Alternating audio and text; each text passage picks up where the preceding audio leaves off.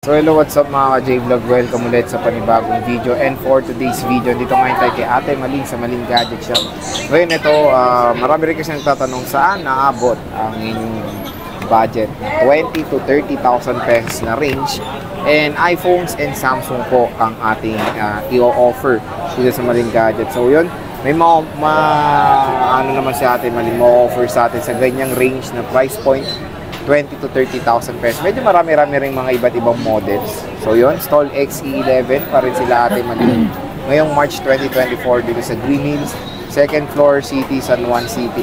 Second floor Green Hills, San Juan City. So yun, tara, check na natin kung ano yung mga mo-offer sa atin. Ate Maling. Hello po, Sir Jay. Magandang gabi po. Tayo sa Maling Gadget, Stall XE11 para mag-update ngayon ng mga iPhones and of course Samsung na mga budget nila ate kung saan nga ba abot ang 20 to 30,000 pesos na budget range.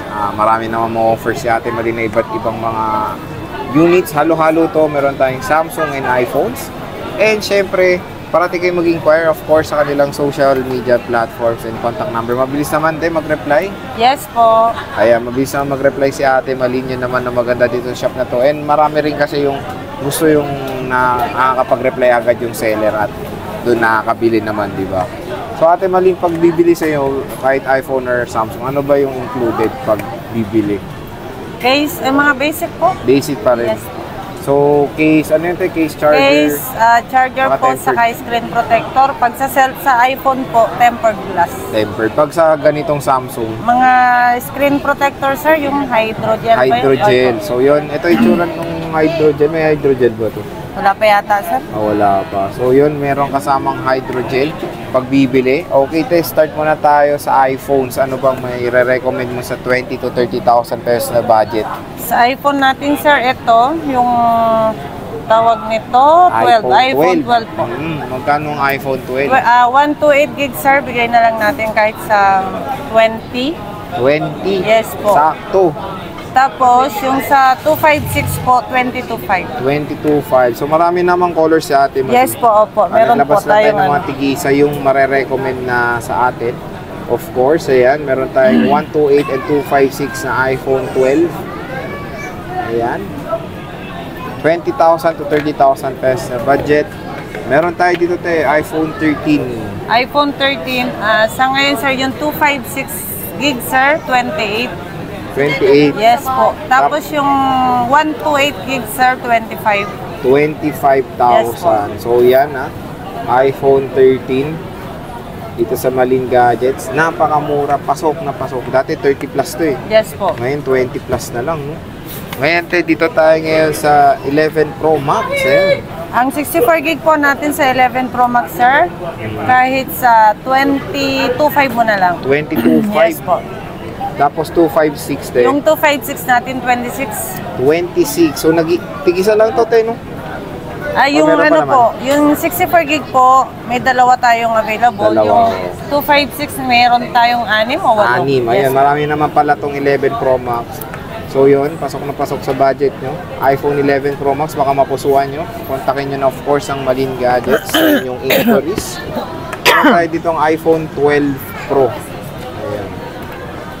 Tatlong piraso. Tatlong kulay. Magkano to, te? Ang 12 Pro natin, sir, excuse me, 128 gig, sir, ibigay na lang natin kahit sa 24.5. 24.5. Yes po.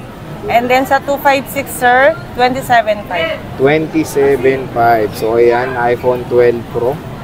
Dito sa Maling Gadgets. Ayan siya.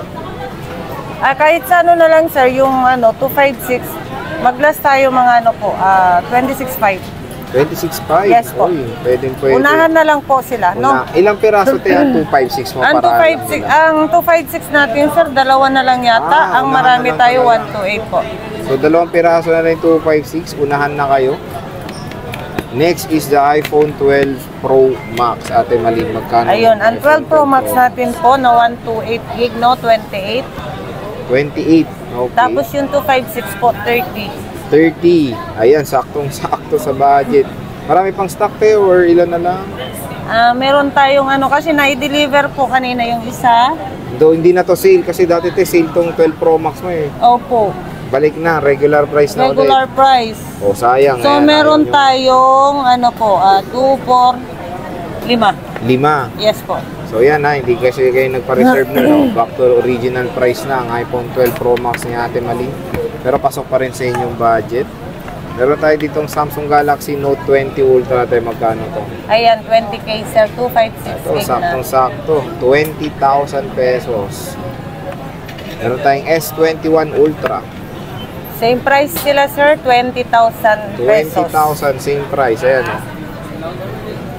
Ano ba gusto nila? May pen o walang pen? Ayan, o. Ito pala may S Pen. Ito walang Yung S Pen. camera ba nito sir? Parehas 100 zooming? Hindi. Hindi ata, te. Alam ko ito lang. Ito lang yung 100 zooming. Alam ko 64 lang to, not sure, ha.